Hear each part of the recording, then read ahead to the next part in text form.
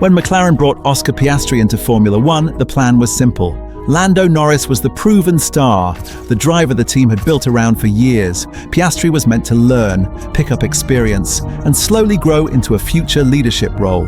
But that timeline didn't last very long, because within a handful of races, Piastri wasn't just keeping up, he was qualifying next to Norris, racing him on track, and finishing right where McLaren needed both cars to be, at the front. And that's when the dynamic changed, because having two fast drivers sounds like a good problem to have. But in Formula One, it forces questions teams hate answering. Who gets priority? Who gets the upgrades first? And who do you quietly build the future around when the future just arrived early?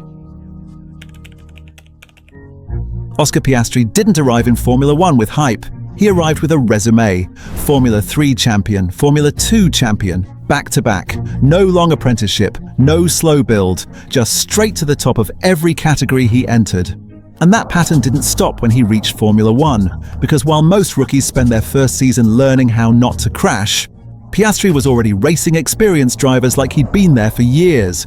Late braking, clean exits, calm under pressure. He wasn't flashy, he wasn't aggressive, he was efficient. And that's exactly what modern Formula One rewards. These cars are heavy, sensitive, and brutally punished by small mistakes, which means the fastest drivers aren't always the wildest.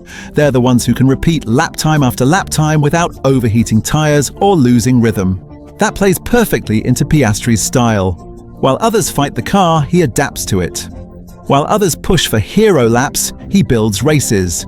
And suddenly, the future project wasn't just keeping up, he was qualifying next to Norris, matching his race pace, and sometimes finishing ahead of him. Not because the team changed priorities, but because Piastri forced the comparison. And once that happens in Formula One, the conversation inside the team changes very quickly.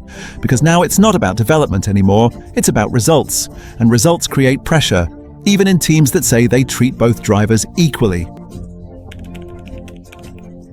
On paper, McLaren had the perfect situation. Two fast drivers, a car that could fight at the front, and a real shot at both championships. But Formula One doesn't reward balance. It rewards optimization. Every upgrade, every setup change, every strategic decision has to be pointed in a direction. And when two drivers want different things from the same car, someone's feedback matters more. That's not politics, that's physics and engineering. Because modern F1 cars are built around tiny operating windows. Ride height, brake stability, tire temperatures, shift any of them slightly, and lap time disappears. So when one driver adapts quicker to a new package, development naturally starts following their preferences. And that's where Piastri's rapid adaptation created pressure, not because he demanded anything, but because the data kept backing him up. If his setup worked, engineers leaned into it. If his tire management looked better, strategies adjusted around it. And over time, the car slowly begins to feel more like his version of fast. Meanwhile, Norris, the driver McLaren had built around for years, was suddenly no longer the obvious reference point. And that kind of shift doesn't happen quietly inside a team, because now strategy meetings stop being about absolute performance and start becoming about relative performance. Who needs the undercut more? Who gets track position if there's only one pit window? Who do you protect if a safety car reshuffles everything? Every one of those decisions moves points around the championship. And when both drivers are still mathematically in the title fight, committing fully to either one feels risky. So teams hesitate, they hedge, and in Formula One, hesitation is usually punished. Because while McLaren were trying to keep both sides of the garage happy, their rivals were doing the opposite. Red Bull simplified their focus. Ferrari narrowed their development targets, and that clarity shows up on track as consistency. McLaren, meanwhile, were trying to balance short-term results with long-term harmony, and that balancing act makes even simple race weekends harder. You delay pit stops to avoid favoring one driver. You split strategies to cover both options, and suddenly neither driver is on the best possible plan. This is where the word awkward really applies, because nobody is doing anything wrong, nobody is sabotaging anyone, but the system itself becomes inefficient when the team refuses to fully commit to one championship path. And for Piastri, this created a strange situation. He was fast enough to deserve full backing, but still treated like part of a long-term pairing, which means he carried the pressure of a title fight without always receiving the strategic protection that usually comes with it. And over a long season, that difference is measured in tenths of seconds and dozens of points. By the midpoint of 2025, Oscar Piastri wasn't just leading the championship, he was controlling it. Race wins, clean weekends, and consistent top-5 finishes had built a gap that felt safe. The kind of lead that lets drivers start thinking about risk management instead of survival. And that's when the pressure shifts. Because defending a lead in Formula One is a completely different challenge from chasing one. Suddenly, every strategy call matters more. Every failed upgrade hurts twice as much. And every point lost feels like an invitation for rivals to come back. And that's exactly what started happening. While Piastri's results stayed solid, they stopped being dominant. Podiums became top fives, wins became damage limitation races, and behind him, the pack wasn't standing still. Red Bull began clawing back performance. Ferrari found consistency, and Norris started converting weekends where Piastri couldn't, which meant that even when Piastri drove well, the championship picture was quietly tightening. And this is where McLaren's internal balancing act became costly. Instead of fully protecting Piastri's points advantage, strategy often tried to serve two goals at once: defend one driver's lead while still giving the other a chance to win. That sounds fair, but it's also risky, because championship teams usually stop gambling when they have a leader. They protect track position, they cover rivals, and they minimize downside. McLaren instead kept splitting strategies, chasing alternate tyre calls, and occasionally sacrificing safe points for potential upside. And over time, those small risks added up. A race where fourth should have been locked in turned into seventh.